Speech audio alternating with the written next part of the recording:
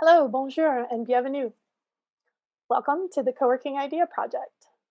My name is Ashley Proctor, and I run Creative Blueprint and Co-working Canada. But my role here today is to introduce you to the Co-working Idea Project and to our first facilitator, Tash Thomas, who will issue February's Idea Challenge. So if you're new to the Co-working Idea Project, we're an international collective of co-working operators and associations, community organizers, and collaborative consultants. And we're committed to making the co-working industry more inclusive, more diverse, equitable, and accessible. We're proud of the co-working movement that we've collectively created as an alternative to the traditional model of work. Yet, over the last 2 decades, the global co-working conversation has drifted from its core values of community, collaboration, accessibility, openness, and sustainability towards more financial and corporate interests. And as we've grown from a community-led movement often into a real estate-driven industry, the colonialism, systemic racism, sexism, and the many other disparities that exist in today's society are predictably found within our industry, our events, ourselves, and our communities. So we're committed to recentering the meaningful human connections, the communal care, and the creative collaboration that co-working was founded upon.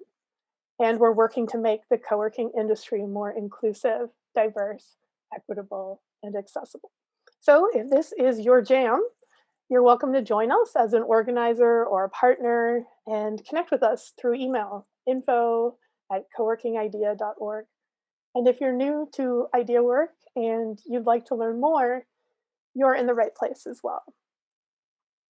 Follow the Co-working Idea Project on social media and work your way through the idea challenge that we'll issue at the beginning of each month. These challenges are designed to be accessible even for beginners and to spark additional discussion and learning. And we know you're busy, so you have the whole month to complete the challenge in your community or in your organization. You'll also have the opportunity to participate in an international conversation at the end of each month, where our facilitators will regroup to host a deeper discussion on the challenge topic, and we'll collectively discuss the experience and the outcomes of the challenge. So be sure to register for the February conversation if you'd like to join us. So I'd like to welcome Tash, and I'd love for her to introduce herself for all of those who have not yet had the pleasure of meeting her. Hi, I'm Tash T, as most people know me. For those of you who haven't met me yet, my role is for the European Co-working Assembly. I'm Director of Diversity and Inclusion, as well as being an activist, panelist, and speaker in my own right. Definitely advocating for LGBTQ rights is probably one of my specialities. You can find me on Instagram at tasht.uk, as well as on LinkedIn, Tash Thomas. Fantastic. Thank you, Tash. And I understand that this month's challenge is about social media and your digital storefront and representation. Maybe you could tell us a bit about that topic and why it's important. Yeah, of course. So social media, especially over the past sort of year that we've had, has definitely become more of a storefront than the physical storefront. So social media quite often is a customer or a member's first interaction with your business and your space, whether that's finding you in a Google search, your Facebook page in a Google search, or stumbling across an Instagram account.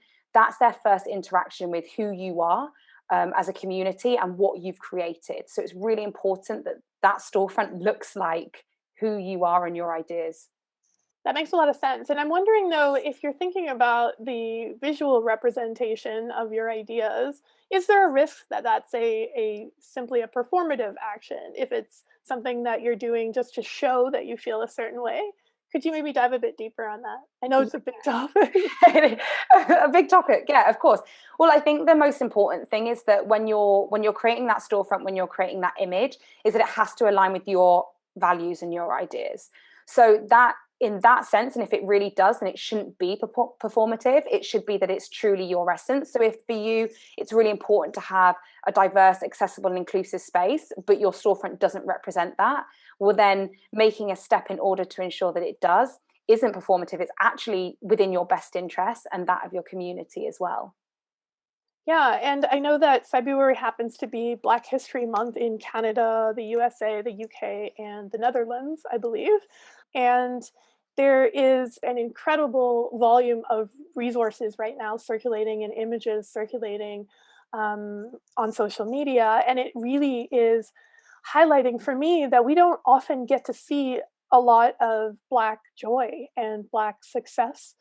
We see a lot of images of Black trauma and suffering, and when we talk about Black history, and it's interesting to think about the contributions we make to those visual Mm. narratives. Yeah, Um, definitely. And I know for me, I've recently finished reading Becoming, which is Michelle Obama's book, and to read the words in that's really inspiring for me as a Black woman, and definitely for young Black girls to see themselves represented, and not necessarily with this coming from a story of trauma, but actually to see themselves represented in a positive light, and to see it's aspirational, right? And I think this is very, very important when we're choosing imagery, even through Black History Month. Black History Month isn't just about the pain of Black history.